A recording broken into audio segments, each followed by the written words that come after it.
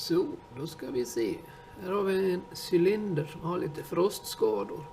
Som vi har fått till oss. Försöka laga på bägge sidor.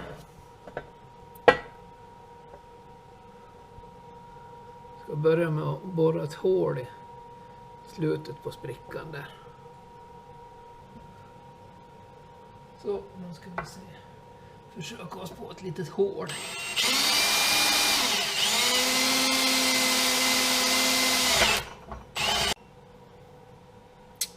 Så där då har vi slipat av lite grann och borrat ett hål. Ska vi försöka svetsa ihop den här. Får vi se hur det går. Ska plocka fram.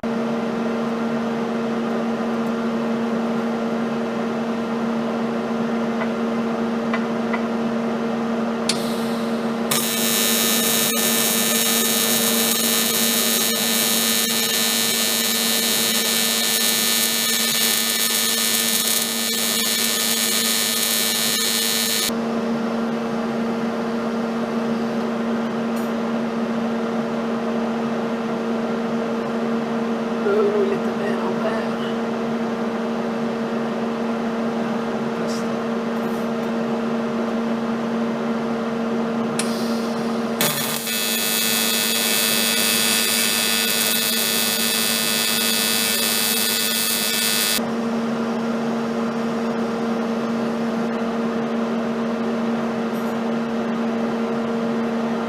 Sådär. Det ser ganska bra ut.